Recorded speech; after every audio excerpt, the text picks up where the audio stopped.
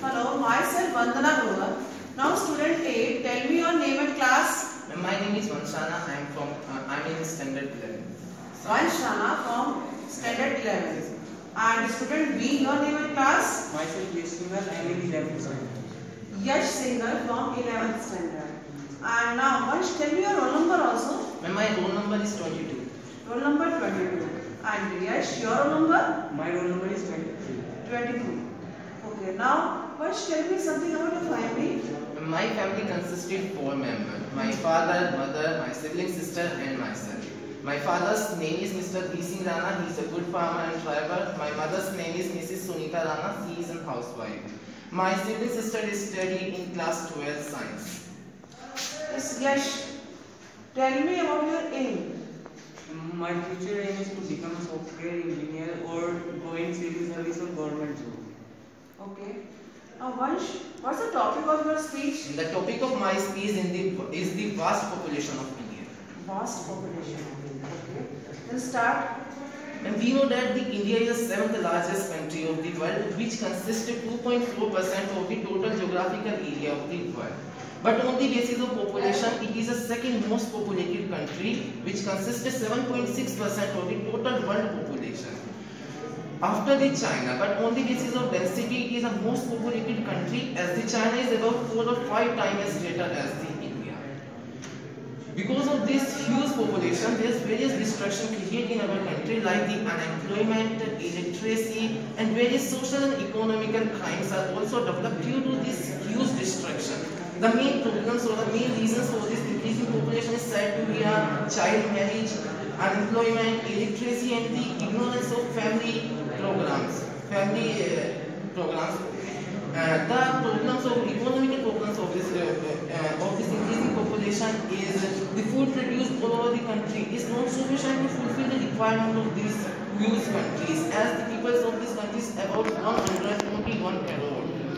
Which is We see that it creates only problems and problems. Yes, ma'am. Because the whole problems in our country is if you see the root of these whole problems, it's just all about the population, a vast population, which is not sustained by, because our government also provide various kind of schemes or various kind of scholarship, but due to the huge competition between the amongst, we could not be able to fulfill our requirement here, because about 70% of our population is about the youngster, where about the age between 19 to 35, and out of them about 80% are not able to fulfill the requirement for the government scheme and the scholarships.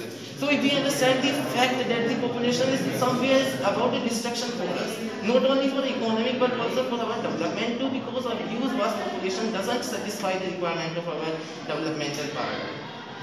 Okay, now Yash, ask me some questions about this topic. Okay, once tell me that what percent of total world population India contributes? Is the total percent of the world, India contributes 17% of the 17.6% of the total world population according to the census 2011. Okay, tell me about the impact of population on economic and social development of India. Economical and social development of India has a various effect due to the population. Like the food produced in India is not sufficient for the requirement. Not only the food, the fossil fuels, the petroleum, they are very limited in quantity, but due to the increasing in their requirement and the demand, we have to extract them from the earth's surface in very large amount. Due to this, they are not fulfill the requirement of the people, and they are getting extracted because they require about 100 or thousands, millions of the year to create. Tell me, how we can control it? Well, firstly, we understand that it is not about it is not by any practical way. We have to socially work for it, that even government provide various kind of a program like the free education to the people and ban the child marriage, and they also provide the education of the family planning organization, and also provide some kind of a central circle devices too. Then definitely this program should be solved. But in the last, I will only say that it is not dependent by the government, it is only dependent by the people of the country, that they are getting conscious about this huge population. Okay, the main thing is that people should be conscious about this. Okay. Now, Yash, what's the topic of your speech? My topic is Olympic Games. Then start. Olympic Games are the most largest sporting event in the world, as the players athletes come from all over the world to participate in it, and we should classify Olympic Games into two categories: ancient Olympic Games and modern Olympic Games, in order to understand the Olympic Games better. Ancient Olympic Games started from 776 BC to 394 AD and continued till 394 AD. As many stories are available about the origin of Olympic Games, one I tell about, that is the King Alice of the hometown of Hercules punished Hercules that he has to clean a vast and very big royal stable. Hercules agreed on this punishment and on the condition that the king will give 1/10 property of animals to him if he succeeded in doing the work. Hercules then succeeded in doing so, and king goes back on keeping his promise. He didn't give part to Hercules. On this, Hercules got angry and killed the king and became the king. Later, he organized Olympic Games and started there. And till then, we see that Olympic Games still played till now. The king Claudius, when he came into the throne, he stopped in 394 AD and he banned the Olympic Games.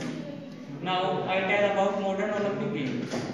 The credit of starting Olympic Games goes to Baron Perry de Coubertin. In 1996, the Olympic Games were organized in Athens, and Baron Perry de Coubertin gave many efforts to Olympic Games. So now Vansh, ask him some questions. So tell me, when was the first Olympic game started and where? Modern Olympic Games were firstly played in 1896 in Athens. How many parts did the Olympic Games divide? Olympic Games are divided into two parts: ancient Olympic Games and modern Olympic Games. So can you tell me the name of the countries which have participated in it? Ma'am, there are many countries. There are 122 countries who are participating in Olympic Games. Various countries are China, Korea, India, Italy, Spain, etc. Now first task is completed. Next task, I will give you a problem. First there will be some steps. You have to choose any one of them, and then you have to discuss on that particular problem. And after that, I will ask you to give that problem. Then any one of you will give the answer. Is it clear? Yes, ma'am.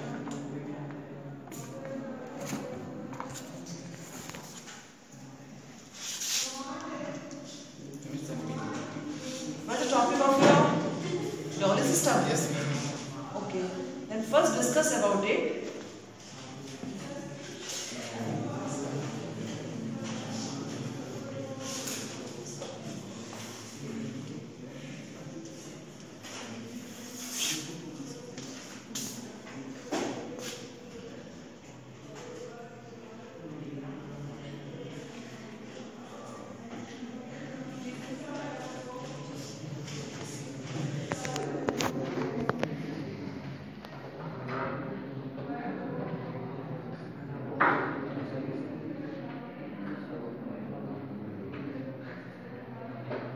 Yes. Now, on the further discussion, he concluded it that it is not a problem for one society or one person. We have to understand the root of this problem is because of the greed created by the people in their mind. As only one person could not solve it, if we self-practically applied it in our family, that in any marriage, someone asking for divorce, then we definitely try to stop them and say that it is not so that they are giving some kind of a material. As the bride is one of the biggest materials they are trying to give they are giving us. Because it may create a very pressure into the family of the brides too, as they definitely take some loan from the bank. It's become a very financial destruction in their family. As if the family Means in short, we can say that it's a problem, it is a social problem. Yes, ma'am. And the cooperation of the whole society is necessary to solve this problem. But Efforts and cooperation But of the the most whole important society. thing is the mentality. If we can understand by ourselves, then definitely we can discuss it to any other person. If the family members say that he doesn't need a dowry, then definitely this problem is solved. And we have to discuss this in a society too. And if we see this, then definitely we will discuss to any other person that how could we definitely stop this problem. But if we can do, if we can apply in ourselves, then definitely we see that other persons can also apply. As we have become the motivation to them, as we doesn't take any kind of dowry from them. Yes, before giving motivation to others, first of all we should have to try to apply it on ourselves. Yes. Now students, your task is completed. So please send next to students. Thank you.